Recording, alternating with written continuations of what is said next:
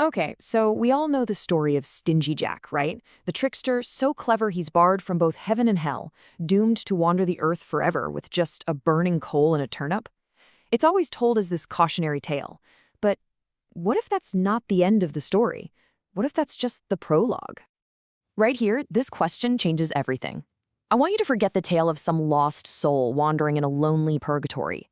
Because today, we're going to explore how a curse became a coronation, and how damnation was actually just the first step on a ladder to godhood.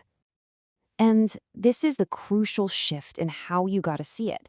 Where most people would see a punishment, Jack, he saw an opening. He didn't weep, he probably laughed. Suddenly, all those old, dead laws of reward and punishment, they just didn't apply to him anymore. He wasn't trapped between worlds, no, he was liberated from them. This wasn't some kind of purgatory, it was a blank slate, a vast, infinite freedom. So, how does a transformation like this even begin? Well, it starts with the very tools of his supposed damnation. Jack didn't just accept his fate. He took the pieces of his curse and reforged them into the very instruments of his rise to power. We have to remember, Jack was never some ordinary guy. I mean, this is a man who outsmarted the ultimate authority on damnation not once but twice. He was already playing outside the established rules of, existence itself. He wasn't just a sinner, he was a fundamental glitch in the system, a breach in the cosmic contract, just waiting for a chance to really show what he could do. The first step in this was the coal. That single burning ember, tossed to him by the devil out of pure spite, wasn't a mark of shame. To Jack, it was the first spark of self-ignition, the primordial fire he would use to build a brand new reality, one that revolved completely around his own will. And in the same way, that humble turnip lantern, it wasn't just a light for a lost soul. It became something way more profound. It became the cradle for a radical new philosophy, a little container to hold and grow a truly world-shattering idea. And this is the heart of it all. This is that philosophy. If heaven and hell wouldn't give him any light, fine, he'd just make his own.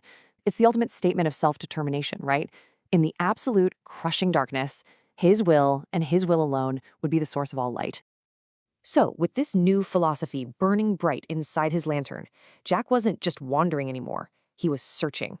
And out there, in the silent abyss between worlds, he found something that would kickstart his final and, frankly, terrifying transformation. Just try to picture this.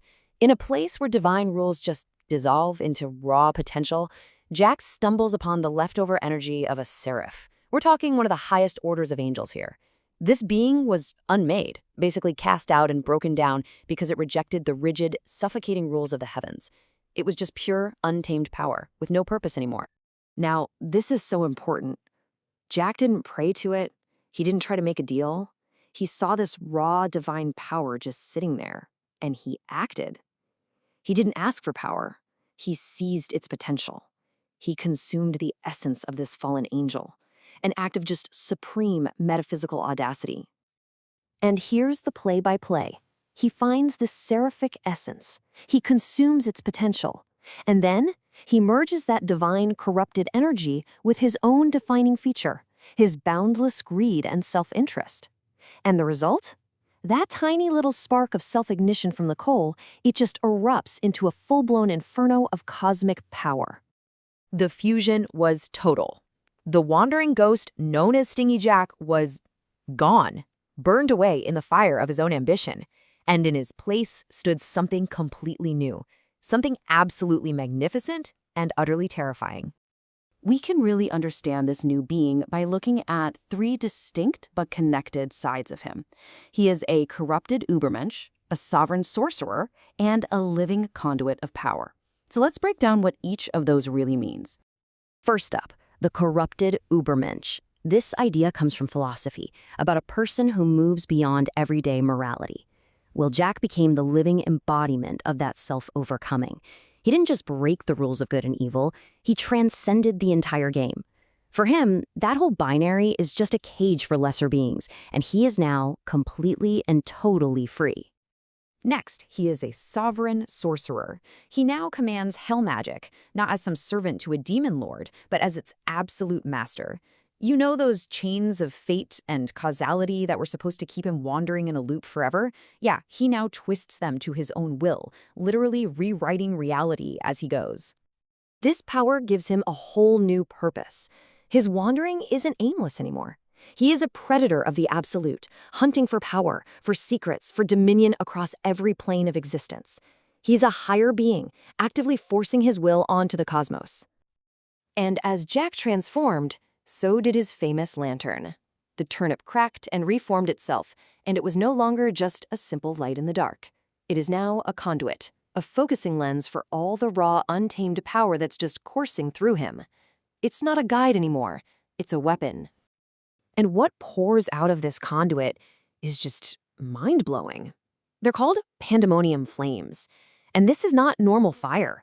It's a searing, multicolored energy that can burn without oxygen, which means it can exist literally anywhere. And even more terrifying, it can dismantle the very ideas of morality and consequence it once stood for. It is the fire of pure, unrestrained will. So, what does this all add up to? What is the final, ultimate point of this incredible transformation?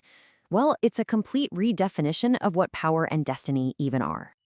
He is Stingy Jack no more. That name, it's a relic of a past life, a past set of rules he's left far behind.